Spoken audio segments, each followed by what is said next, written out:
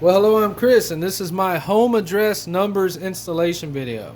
So I'm currently fixing up my whole house inside and out. So for the exterior, I went with this fiber cement. It's 6 1/4 inch, 5-inch overhang. It's a smooth siding. And I was getting my numbers ready, and I kind of was like, well, where am I going to put these? Am I going to put them in the middle? Am I going to have them floating? Because these are either floating or flush mounted. So that's what we're going to kind of get an idea about in this video. All right, so since this is an everybody project, we will need a caulking gun, some type of caulk, silicone, it doesn't matter, drill bits, a center punch. Now I am going to show doing one with a nail and a hammer if you don't have one of these, but these are around $10, and safety goggles, and anything else is just your screwdrivers and knife, stuff like that you already have. All right, so you know what kind of tools you need. You see each one of these costs $6. They're 5 inches high, they're about a 1/2 inch thick. So I was able to walk into a Lowe's today and buy these. So I got this brushed nickel finish. It's a good idea to mock them up where they need to be and do a test on them. In other words, are these going to be visible from 30 feet where the curb is? So this is about 25 or 30 feet, and they appear to be fine. I was kind of worried that the 5-inch letters would be too small, but they look good. And when you look at them like this, your mind can start changing. Maybe I should get black ones. They do have like a dark bronze color.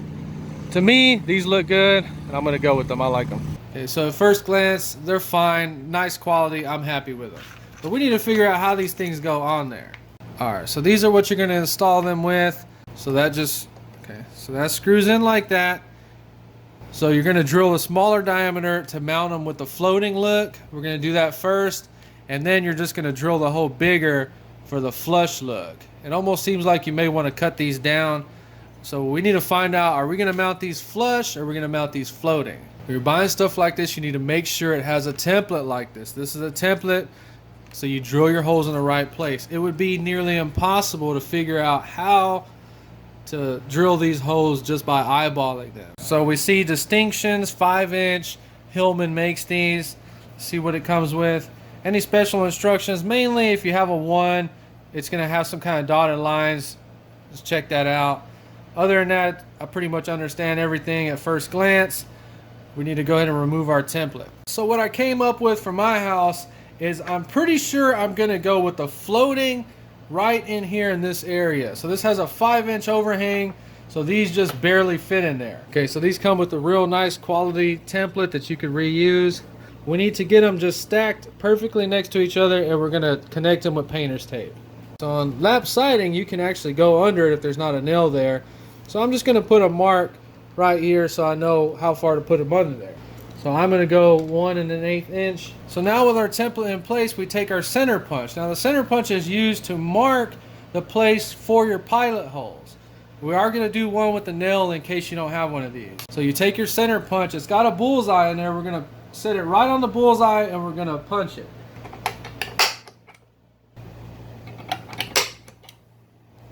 We can also use a nail in the bullseye.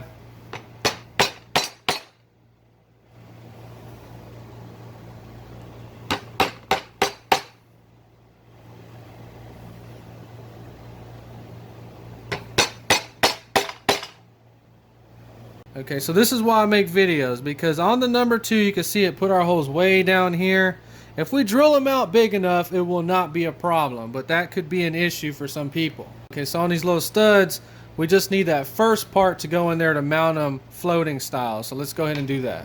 So we're going to use our 1/8 inch drill bit to make our pilot holes. So it says to make them 1 inch deep. You can put a stop on there or just put some tape on your drill bit like that.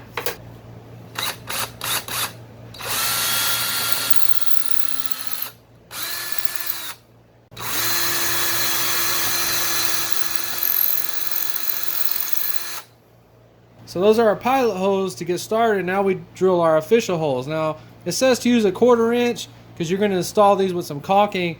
I'm going to try to use a little bit smaller so I can just have a press fit for this demo. Okay, so now we just get our numbers and attach the little studs. They just screw right in.